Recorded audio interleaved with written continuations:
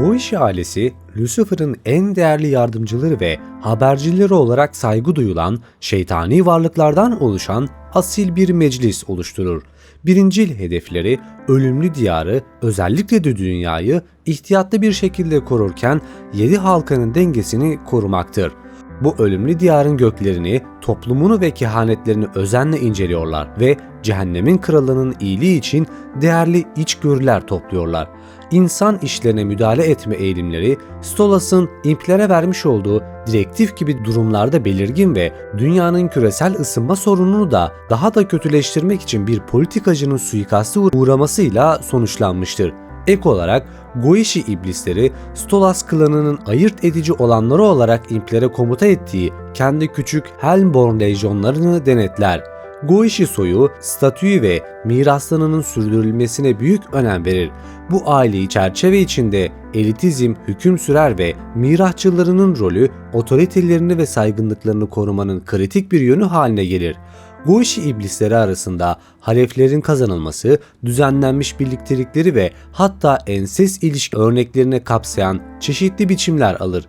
Cehennemin hiyerarşik yapısını sıkı sıkıya bağlı kalma taahhütleri sarsılmazdır ve daha düşük bir kastan bir iblisle romantik veya yakın bir ilişki kuran herhangi bir Goishi iblisi büyük ölçüde utançla anılır. Günahkarlarının sınıflandırılmasına benzer şekilde Goishi iblisleri de sorumluluklarını belirleyen ve lejyonlarına komuta eden farklı bir sınıf yapısına da bağlı kalırlar. Bu hiyerarşi özellikle krallar, dükler, prensler, merkizler, kontlar, şövalyeler ve başkanlar olmak üzere çeşitli kademelerden oluşur. Goishi nüfusu esas olarak iki sınıfa ayrılır. 72 sütun ve küçük anahtarlar olarak. Bu bölümler içinde 72 sütun küçük anahtarlara kıyasla daha yüksek ve etkiye sahip olan Paimon ve onun soyundan gelen figürleri kapsar. Daha düşük rütbelerine rağmen küçük anahtarlar da hala bu çerçevede kraliyet duruşuna sahiptir. İlerleyen dakikalarda zaten Paimon'a da değineceğiz, bu yüzden bekleyin. Hikayeyi burada böldüğüm için çok üzgünüm. Sadece bu emeğimin karşılığı olarak videoyu beğenebilir, yorumlarda özellikle bu çizgi dizi hakkındaki fikirlerinizi belirtebilir. Kanalıma hala abone değilsen de abone olabilirsin. Katıl üyelerine ayrıcalıklı olarak videomuzu ilk izleyerek beklemek zorunda kalmadan erişebilirsin. Sayının bu kadar artması beni heyecanlandırdığı için de bir aylık erken erişim videoları gelecektir. Sohbet ve teoriler için ise Discord sunucuma gelmeyi unutma diyerek ben Masalcı Dede, kanalıma ve videoma hoş geldiniz. Grimoires olarak bilinen mistik kitapları kullanan Goishi iblisleri dünyayı gözlemleme ve dünyaya geçme yeteneğine sahiptir. Bu sayede insanlığı yozlaştırırlar, bireyleri ruhları karşılığında güç, bilgi ve sınırsız zenginlik vaatleriyle cezbederler. Bu kötü niyetli anlaşma zamanla bu ruhların Lucifer'ın mülkü olmasını sağlar. Goishi hiyerarşisinin üst kademeleri arasında bazı üyeler seçilmiş iblisleri dünyaya gönderme ve onları kendi adlarına hain işlerle görevlendirme kapasitesine sahiptir. Dikkate değer örnekler arasında Asmodeus'un Verusica ve çeşitli iblisler Asmodean kristalleriyle donatması, şehvet ve ahlaki çürümenin yayılması için dünyaya yolculuklarını sağlamasıyla yer almıştır. Stolas ayrıca suikast girişimi için implerin yasa dışı bir şekilde Grimoire kitabını bahşetmesi ve onlara insan hedeflerini ortadan kaldırma yetkisi de vermiştir. Peki Paimon kimdir? Cehennemin yozlaşmasının ve sınıfçılığının yüzü olan Paimon, Goishi ailesinin kralı olarak Lucifer'ın büyük veziri ve şekil değiştiren düşmüş bir melektir. Ars Goishi'nin atası olarak kabul edilir. Stolas ve Andrea Plus da dahil olmak üzere 71 orijinal Goishi iblisinin babasıdır.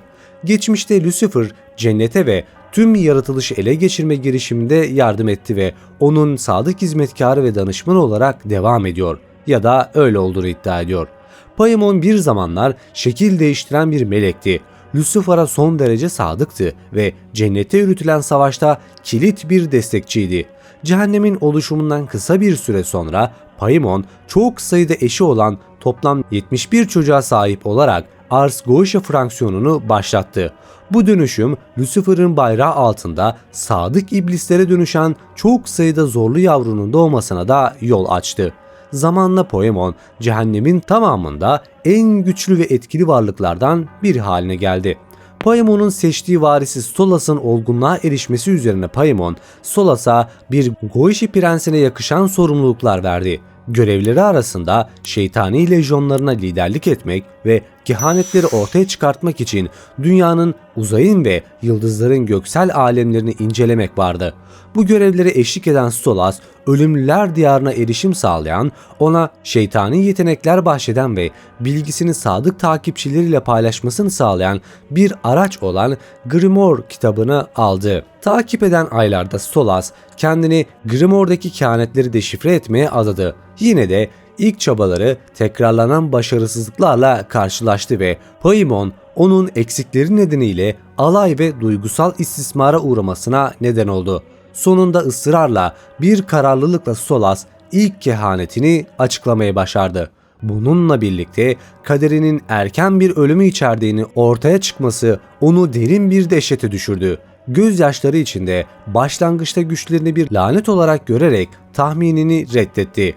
Poemon'un yanıtı, tahtın varisi olmadan önce potansiyel olarak bir oğlunu kaybetmesi düşüncesiyle nispeten kayıtsız bir rahatsızlıktı. Hızla Stolas ile soylu bir kuş iblisi ve Stolas'ın üvey kardeşi Andria'nın kız kardeşi Stella arasında bir nişan ayarlayarak ikilemi çözmüştür. Tahmin edileceği gibi bu düzenleme Stolas'ın duygusal kargaşasını yatıştırmak için çok az şey yapmıştır. Stolas, Poemon'un birçok çocuğundan bir tanesidir. Paemon, Stolas'a karşı genellikle ihmalkar, kayıtsız ve umursamaz bir ebeveyn olarak gösterilmiştir. Ayrıca oğlu açıkça istekli olmasa bile oğlunu Stella ile görücü usulü bir evliliğe sokmaya istekli olduğu için Stolas'ın özelliğine de saygı duymamaktadır. Oğluna sık sık duygusal olarak taciz edici eğilimler uygular ve ağlamayı bırakması için ona açıkça küfür eder. Paimon, Stolas'ın ölüm kehanetini sanki küçük bir yol ayrımıymış gibi tepki verdi ve küçük oğlu kehaneti okuduktan sonra ağlamaya başladığında Paimon onu neşelendirmek için, mirasını korumak için Stella ile evlenmesini ayarladı. Bu da Stolas'ı daha da üzdü. Ve böylelikle gelecekte bir gün Stolas'ın öleceğini anlamış olduk. Sizin bu konudaki fikir ve düşünceleriniz neler? Yorumlara yazmayı unutmayın. Eğer buraya kadar izlediysen de videoyu beğenmişsin demektir. Kanalıma abone olabilir, yorumlarda özellikle fikirlerinizi belirtebilir veya videoyu beğenerek bize destek olabilirsin. Bir sonraki videoda görüşmek üzere. Kendinize iyi bakın, hoşça kalın.